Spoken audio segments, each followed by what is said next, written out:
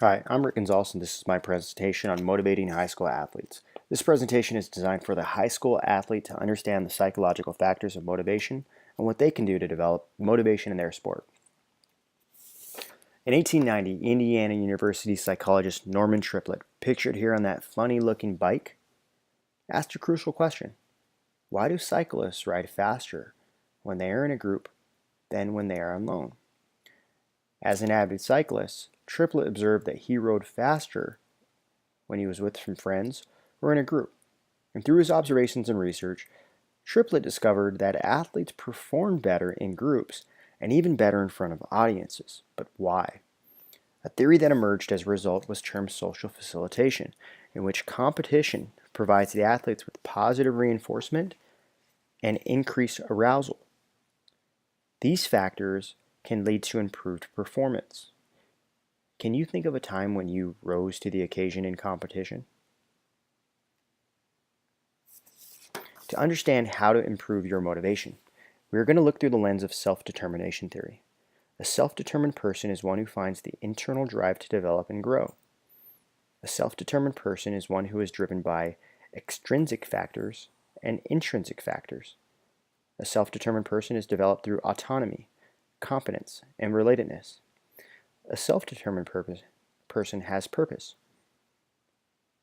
For more information, you can read the book Drive by Daniel H. Pink, in which he explores the research of self-determination theory by Richard Ryan and Edward Deci in his 2009 book.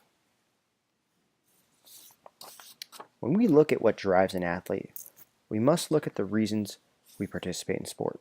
If there is no reason or purpose, that is amotivation. However, sometimes we perform because we want to receive an award. This is a form of extrinsic motivation. Sometimes these rewards and punishments are internal. Perhaps we feel more or less accomplished through participating.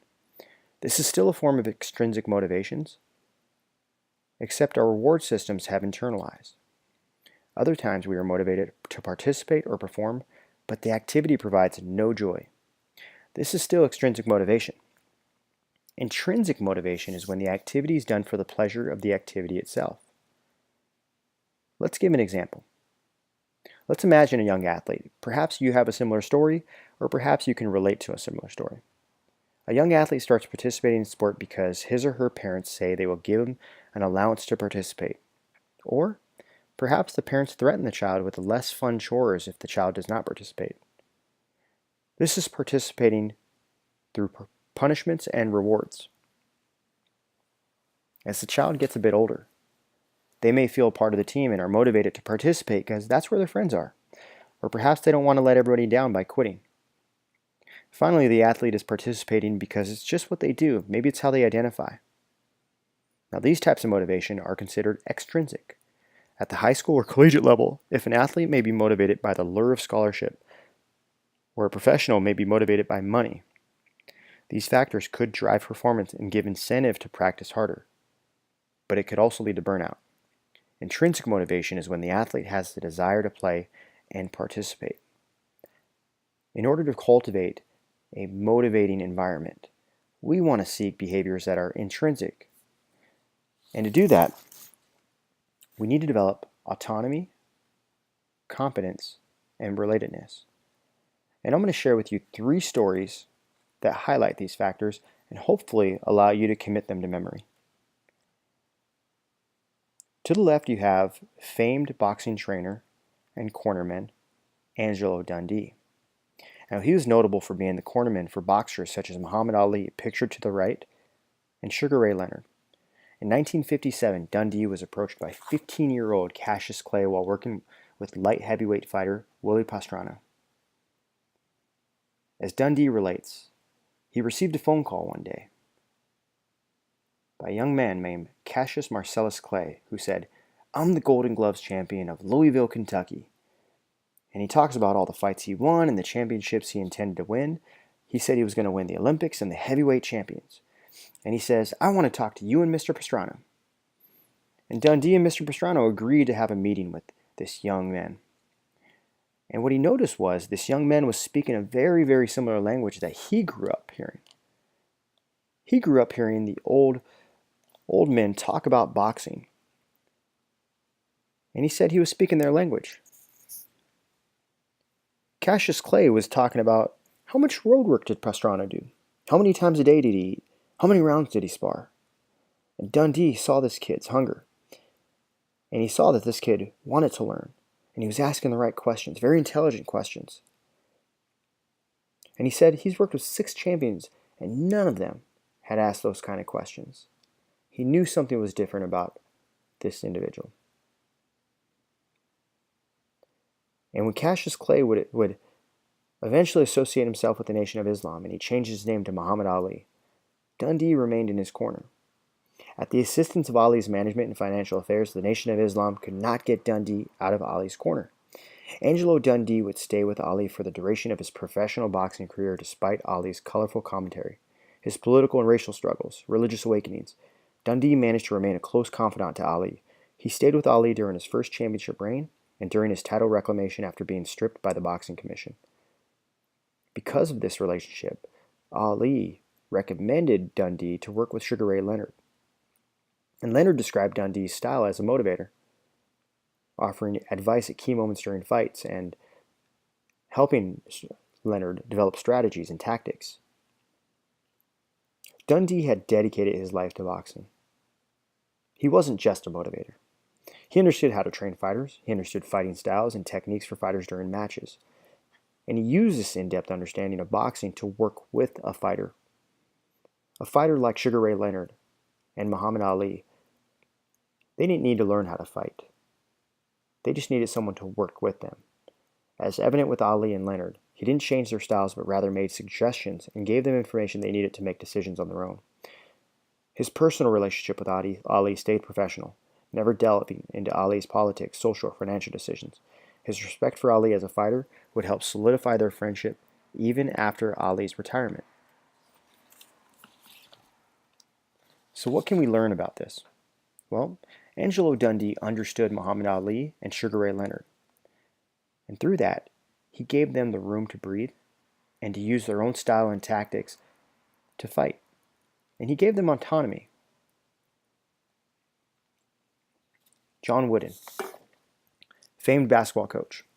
He was notable for coaching the UCLA Bruins to 10 national championships and developing young athletes such as Bill Walton and Lou Alcindor. Coach Wooden was a basketball scientist. In his early days as an all-star player with Purdue, Coach Wooden began developing his coaching style. While still a student athlete at Purdue, he was interviewing opposing coaches and players to add to his knowledge of basketball and coaching. Coach Wooden's meticulous note-taking and rigid schedule allowed him to focus on developing the fundamental aspects of play and identifying correcting weaknesses. Coach Wooden believed in treating every player differently. Every individual is unique and has different learning styles. Coach Wooden learned this as a teacher and applied this method to his coaching style. Regardless, he treated every person with respect and fairness and lived by the concept of earned and deserved, in which players would be treated in a manner of which they conducted themselves. Coach Wooden also defined success as the peace of mind, which is the direct result of self-satisfaction in knowing that you have made the effort to become the best of which you are capable. Success to Coach Wooden was a personal matter, and it did not reflect the score of the game or a particular situation. Coach Wooden was known to play a few select players despite having incredible talent on his team. He would use the other members to help train the top players. Every athlete knew they had a purpose and role in his team.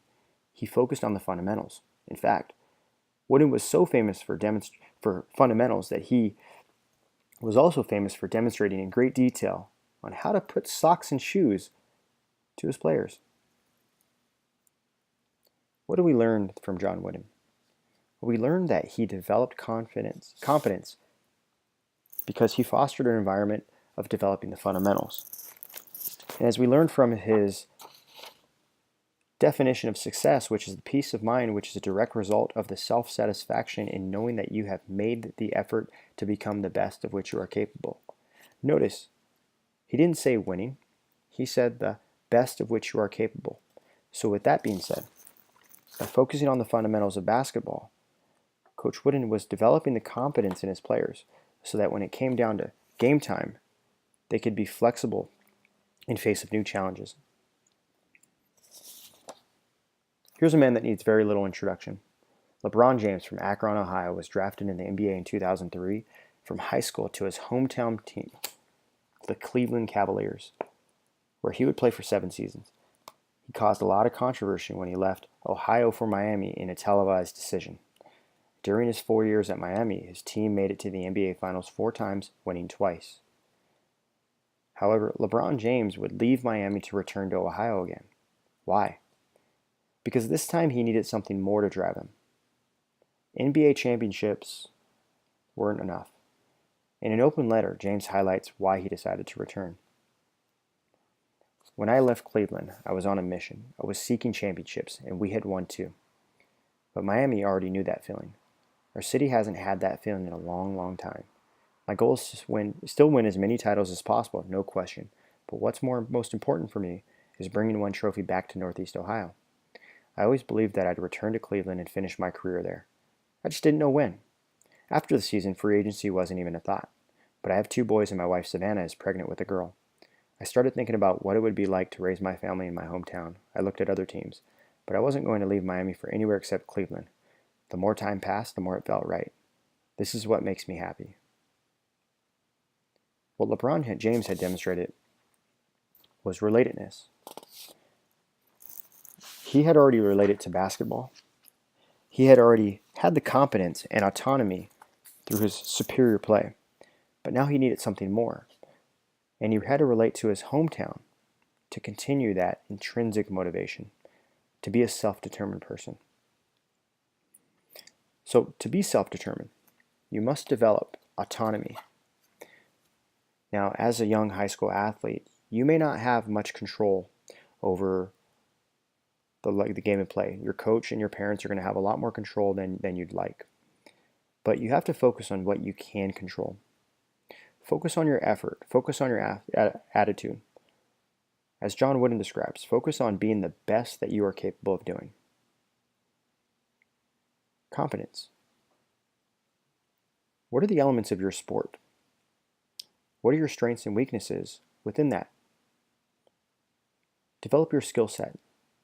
Set up time to practice. You can do this through goal setting.